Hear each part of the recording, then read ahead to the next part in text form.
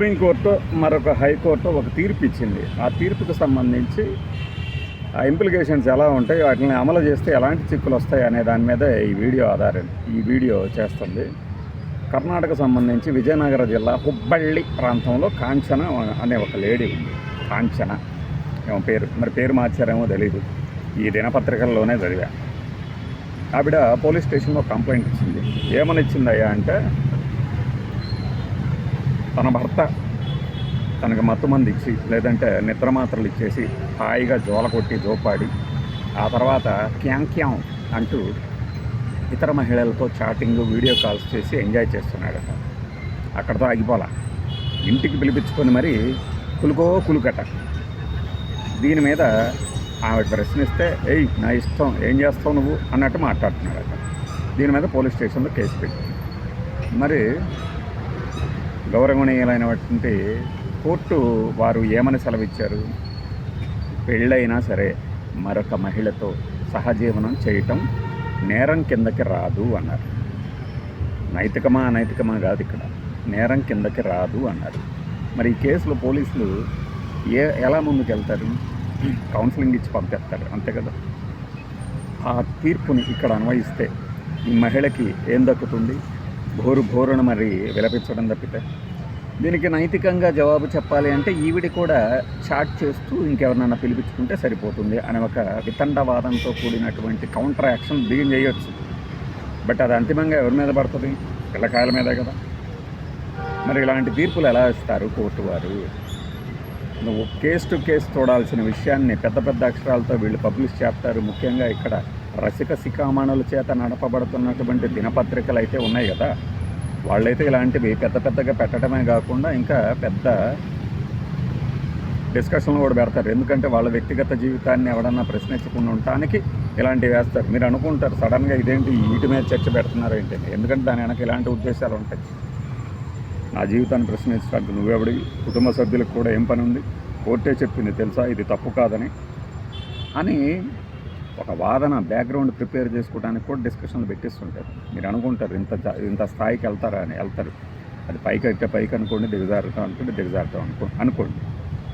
మరి ఏ కోర్టు వారైనా సరే పెళ్ళైన వాడు ఇంకొక మహిళతో, లేదు వయసు వరస పెళ్ళైన ఆవిడ ఇంకొక మగాడితో సహజీవనం చేస్తుంటే అది నేరం కాదు అని తీర్పు ఓపెన్గా ఇచ్చి పడేస్తే వివాహిక వ్యవస్థ ఎలా నిలబడుతుంది? వైవాహిక వ్యవస్థ నైతికతకి మనము నిర్వచనాలు ఇచ్చుకున్నప్పుడు దానికి రక్షణగా నిలబడాల్సింది కూడా మనమే కదా. ఆ తీర్పుని నేను ప్రశ్నిస్తున్నా, ఎందుకు అలా ఇస్తారు?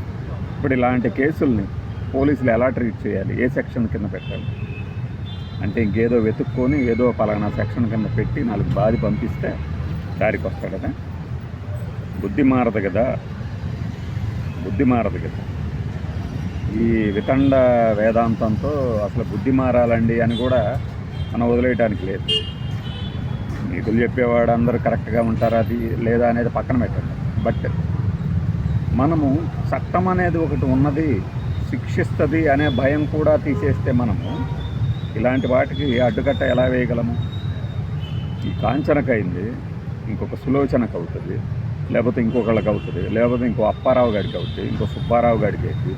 సుబ్బారావు వైపు కనుక నిజంగానే వాడికి బుద్ధి చెప్పేందుకు ఈవిడ కూడా చాటింగ్ బిగిన్ చేసేసి ఎవరినో పిలిపించుకొని వాడికి కూల్ డ్రింకులు కాకపోతే ఈసారి మందు కొడదాం సార్ అని చెప్పేసి వాళ్ళ హస్బెండ్కి మందులో మత్తు మాత్రలు వేసి పడుకోబెట్టేసి అలానే చేసిందనుకోండి. నేను సపోజ్ ఊరక పేర్లు వాడే, అంతగాని వాళ్ళని కాదు. ఏం జరుగుతుంది అంటే మనము చాలా ఉదారంగా తీర్పులు ఇస్తాము, చాలా అద్భుతంగా ఆలోచిస్తాము. మన మేధో సంపత్తికి ఇది, మన ప్రోగ్రెసివ్నెస్కి ఇది ఒక ఉదాహరణగా తీర్పుల్ని ఇద్దామని ఇవ్వడం కాదు. ఇప్పుడు ఇచ్చిన జడ్జి గారు ఎన్ని లిటిగేషన్లు పెట్టారో, అక్కడ ఎన్ని షరతులు పెట్టారో ఇవన్నీ ఎవరో చూడరు. బయటికి వచ్చే హెడ్డింగ్లే.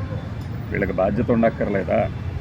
ఈ దినపత్రిక యజమానులకి బాధ్యత ఉండక్కర్లేదా? సొసైటీలోకి మనం ఏం సిగ్నల్ ఇస్తాం ఇలాంటి హెడ్డింగ్ పెట్టడం ద్వారా అని. లీగల్ నాలెడ్జ్ పెరిగిపోయింది కదా అందరికీ. సుప్రీంకోర్టే చెప్పిందంటే ఏం చేస్తారు? ఇప్పుడు ఆ జడ్జిమెంట్ తెప్పించుకొని ఈ విజయనగర జిల్లా హుబ్బళ్ళి పోలీస్ స్టేషన్లో పోలీసులు ఆ జడ్జిమెంట్ చదివి ముందుకెళ్తారా? లాఠీ తీసుకుని నువ్వు బాధతారా?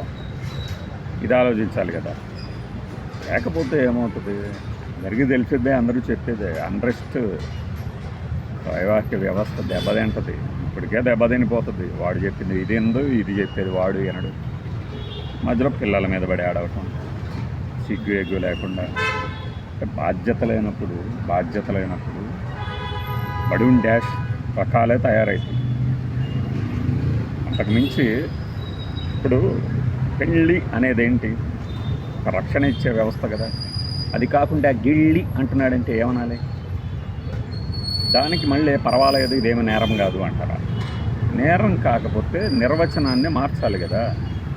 ఆ దిశగా ఒక ట్రయల్ వేయాలి కదా కోర్టుల నుంచి. చేయగలిగింది వాళ్ళే. పాలసీలు, శిక్షల అమలు, చట్టాలు ఇవి వీళ్ళే కదా చేయగలిగేది. ఇన్ఫ్లుయెన్సర్లుగాను, గొట్టాన్ రాయుళ్ళుగాను మనం మాట్లాడటం వరకే కదా చేయగలిగేది. అది లేనప్పుడు ఇలాంటివి ఇంకా పెరిగిపోతూ ఉంటాయి. అసలు ఎంత తెలివి మీరిపోయారంటే, నువ్వు హాయిగా నువ్వు బజ్జో అని చెప్పేసి మాటలు వేసేసి అడుగుపెట్టి మనవాడు పని చేసుకుంటాడు. ఇలాంటివి మళ్ళీ పదే ప్రచారం చేసినా కూడా ఇంకొకటి తయారవుతాడు, నేను కూడా ఇలా చేస్తా. ఏంటి వీటికి అడ్డుకట్ట ఎప్పుడు?